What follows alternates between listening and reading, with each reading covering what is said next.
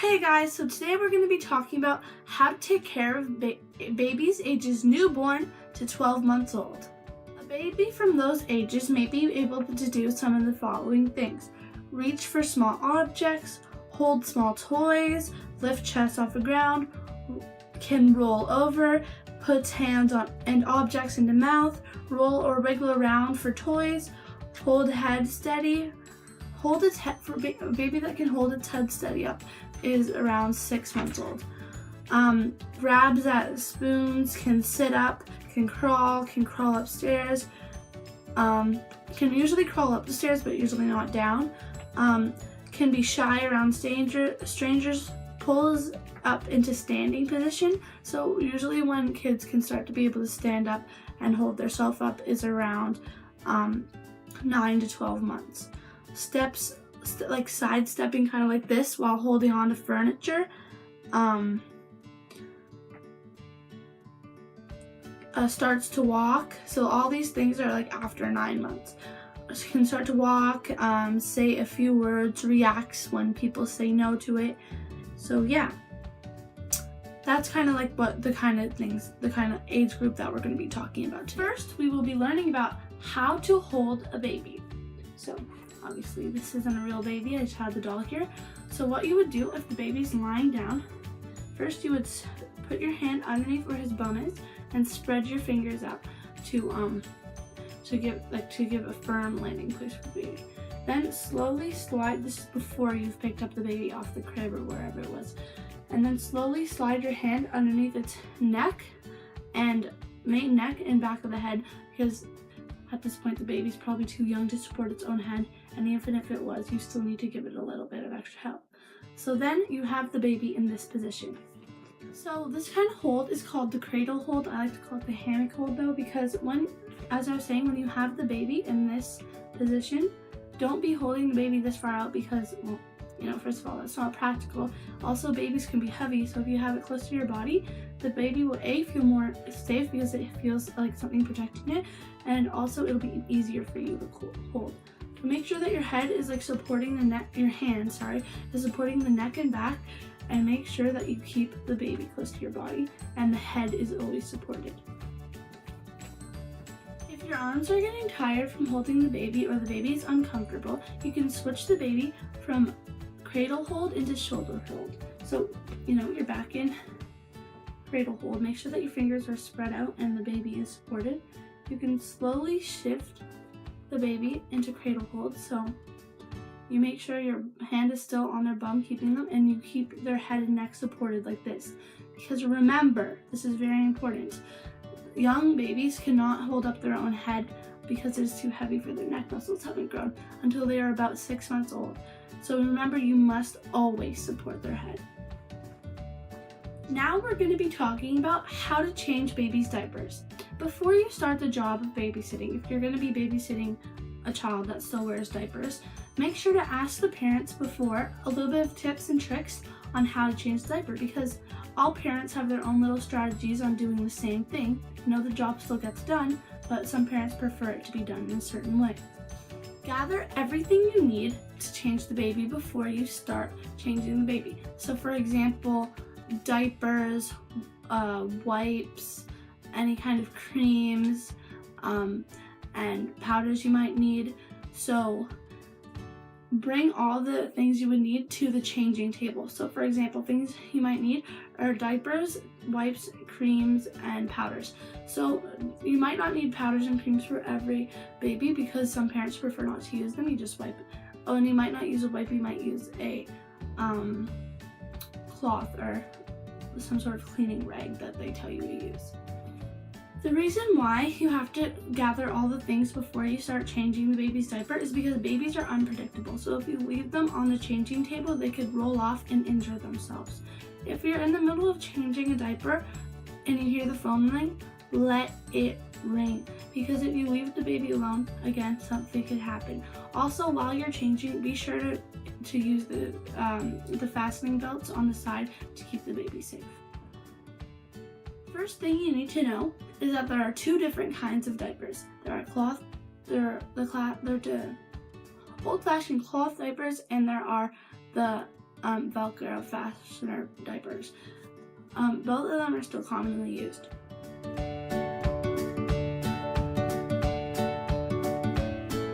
First, take off the wet or dirty diaper. Set the dirty diaper off to the side where the baby can't reach it. With one hand, lift the baby's ankles to the legs and hips. Clean the bottom with a baby wipe or hand cream, hand towel. So then you would lift it. You would lift the legs up like this. Obviously, it's hard to show you with the doll. And then you would take your other hand and slide the clean diaper once you're done washing underneath the baby. Make sure that the tabs are nice and open. And then when you're done, then you would have the baby diaper underneath like that. And if the parents told you to put any cream or powder on, then you would put it on. And then you just fold the diaper over, take the two tabs on the side, and put them on. It's very, very simple. And ta-da! So just to recap on that, so what you do is you lay the baby down and you open the clasp and slowly slide the dirty diaper up. Put it off to the side so that the baby cannot reach it in any way. And then take the ankles of the baby and carefully lift them towards upwards so that you can see the baby's bum and towards his hips, he or she's hips. Then take a cloth or wipe and clean the baby. When you're done that, keep the baby's legs up and slide a new diaper underneath. Now is the time where you would put the cream or powder on the baby if the parents tell you to. Then take the fasteners from behind, make sure the fasteners are behind the baby so they would be wrapping around like this. Put the front part down and then click in the fasteners. If you're using a disposable diaper, then it would probably be Velcro. If you're using a cloth diaper, it might be sewn on Velcro or there might be special clasps. Now it's time to learn how to dress a baby. Babies are extremely messy and will probably spit up all over their clothes multiple times during the babysitting job. So you may have to do this quite a few times. So here's how. Most of the time, the parents of the baby will have left some clothes aside. If not, try to pick something that has easy to do up things, so like snaps or buttons. Try not to have anything that really pulls over the baby's head, and so something that's comfortable for the baby, not too overwhelming, just a nice comfortable kind of something like this, I would suggest. Before changing the baby into new clothes, gather all the things you would need for the clothing changing, as you did before with the diaper changing, for the same reasons. Babies don't like huge amount of clothes, so try to think about the warmth the clothes are and the weather. So here's a good way to think about how warm to dress a baby. If it's the winter, dress a baby as warm as you are. For a baby that is under 6 months old, add another layer, just in case. Some babies hate being naked, so when you're changing a baby, try your best to do it as quickly and calmly as you can. Also, if it's up to you to choose as I said before, if it's up to you to choose the outfit and you're not as comfortable with changing babies, try something that has a lot of snaps that is easy to put the baby in nicely. Here will be a demonstration. Keep in mind that babies' arms and legs are very flexible, but still be gentle because they're still human beings. So for something like this, usually they have snaps all the way down the back or front. So since this one opens up, try your best to not, so for something like that has a tight top, try your best to go through the legs, not over the head, because that might frighten the baby.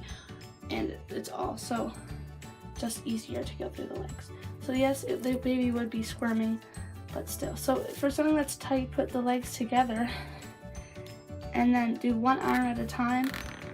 And obviously a real baby wouldn't be making that noise. But then put one arm at a time. Try to roll it up like this so that it's only one thing. The arm isn't going to be trapped in the whole thing. So roll it up so that it's less time for the arm to travel. And it's also easier to get all the fingers through if the hole is bigger. So then, once you get it over the arms and legs, that like the baby will be squirming a little bit, but it's not as hard as you might think. And then when you have it on, then you can either do the bottom or the top first. Personally, I do the top first. So then put the legs how you would if you were changing the diaper, and then just snap up the bottom. Easy, just push them together. And then once you get all the snaps in, then take the baby, put the legs back together, and support its neck and bum, and you can just lean it against you and do up the snaps. Or you can put him on his tummy, but he might not like that as much, so it's easier to do it this way. And feeding a baby is very specific because certain babies have certain diets and only like certain foods. So please only give the baby the food the parents tell you to, or do it only the way that they tell you to prepare the food. If you will be feeding them from a bottle, make sure to thoroughly wash your hands before you start. Then mix if you're going to be feeding it with formula, mix the formula according to the parent's instructions or on the package what it tells you to do. Or some babies, they'll drink breast milk, so usually the parents will just leave you with a bottle of it or something in the fridge. Yeah. So, and even if it is breast milk, just give it a little stir first. To warm the milk, this is one of the safest ways to do it in my opinion. Put the milk or formula in the bottle. Put the milk or formula in a bottle. Then put some hot water in a bowl, and then put the bottle inside the bowl so that the heat from the hot water will go around it. So that's one of the better ways to do it. Or if you do, put it in the microwave, but only for short amounts of time, like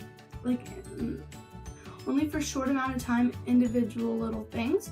And then make sure that you take off the top, because the nipple of the bottle will get deformed in the microwave. Also, it'll heat it more evenly. Make sure that if you put it in the microwave that you stir very well so that it is evenly heated, because with the microwave sometimes things aren't evenly heated. So depending on which way you choose to heat it, it doesn't matter which way you choose to heat it, but I mean, in my opinion, in the bottle and the hot water bowl is better. It's more safe, like, to see how hot it is, in my opinion. But either way, take the bottle and drip a few drips on your wrist, because this is the kind of the most vulnerable part of your body, kind of like a mouth. So if you put it on your wrist, then you can feel how hot it is, rather than like sticking your finger in it or something like that.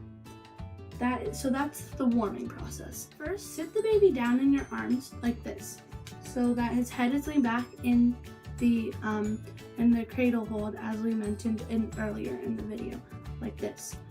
Then take the bottle. I don't have a bottle, so I'm going to be using this water bottle.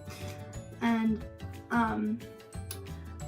take it and make sure that the nipple, so the top of the bottle, that's what it would be called, is filled. You see how there's no empty space, it's all full of water at the top? If it's like this and there's a little bit of air, that the air will get sucked in, and it can cause the baby to have gas or choke. And if the baby has gas, then he could also choke on that too. So then touch the bottle to his mouth.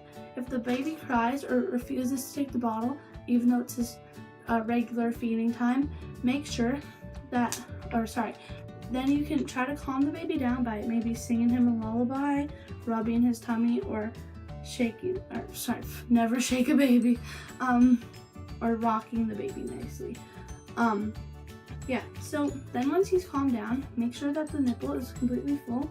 For older babies, put it to his mouth and he'll usually just take it right in, or touch it to the side of his cheek like so, and then he will usually turn his or her head toward the bottle. If you find that the baby needs to burp or has gas, put either a baby blankie or a tea towel over your shoulder, because The baby will spit up, and that could get quite messy. You don't want that all over you, do you? Then take the baby in shoulder hold, like this, how we were saying before. Support the neck, hold the bum, but then lightly tap, like, slightly like, or rub, and he'll start to spit up. That's why, you have this here, so that you don't get covered in spit up. So that is how you burp a baby. For spoon feeding a baby, you can use the same sort of heating methods. Just put a lid on the baby food container and put it in the hot water, or take the lid off and put it in the microwave. Make sure you stir it so that it's all the same temperature. For this you could put your finger on the side, or you could take a little taste of it yourself to make sure that it's the right temperature. So when you're feeding a baby, spoon feeding a baby, make sure that you have a cloth handy and you have a bib for the baby or some sort of cloth on the baby, because this will get messy. So take the baby in your arms and cradle hold, or if not, the baby's older, he can be in the high chair. Oh, his clothes are falling off. We'll fix that. So if the baby's too young, take your food. Yes. Okay, I used to play with this when I was little. If I can get it up. So take the food on your spoon. You'll usually have this on the table beside you, so you can just go whoop with it. Keep the baby in your arms. So for this, you put your elbow underneath as his head support and your bum, or your hand on his bum to keep him or her safe. And you just put it to his mouth. He'll probably take it in if he's hungry, or you might have to like kind of go like that, and then he'll probably take it. And then yeah, so that's how you spoon feed a baby. Or if he's sitting in a high chair, which I don't have a baby high chair, so we're just gonna pretend this is his high chair. Then you would take the food, and then you would just put it in his mouth, and he'll take it. Yeah, he might roll it down, so you're just gonna wipe that up with a cloth on the chin. And yeah, that's how you spoon feed a baby. Now for the sleeping routine. If the baby starts to rub his eyes like this or become extremely fussy, these are some signs that the baby is getting tired. So for sleeping routine, the parents will usually lay out the sleeping routine for you, and it will be pretty straightforward. When you're putting the baby down, make sure that he's in the cradle hold, and then you can lower him down into the crib. And yeah, when you're putting him into the crib or whatever he sleeps in, make sure there are no small objects that he could swallow, or any sharp objects, anything that he could hurt himself on. And to calm him down if he's not being very calm, you can give him a lullaby, maybe read him a book that he likes or something like that. If the baby is crying after all these things, sometimes you just need to leave the baby alone for about 5 minutes, and then it'll probably calm down. And if not, and it's still crying after a while, then you can go back and maybe sing him a song again and read him a book. So it might take a few tries, maybe 3, but once you get it down, he'll go to sleep, and it'll be a while. He might wake up in the middle of the night and start crying. So for the crying, you can wait 5 minutes, and if it doesn't stop, or like 3 minutes, if he doesn't stop, then go check on him, and you can do the lullaby thing again and rock him. But if the baby does not stop crying and it has been a long time, do not be ashamed to call the parents, because they'll have tips. They might be able to come home, or they'll tell you, or they can talk to him through the phone, or they'll walk you through it step by step on how to help him. Alright guys, thank you so much for watching. I hope this video helped you and learn how to care for babies. If you're a mother, new mother, or if you're learning how to babysit.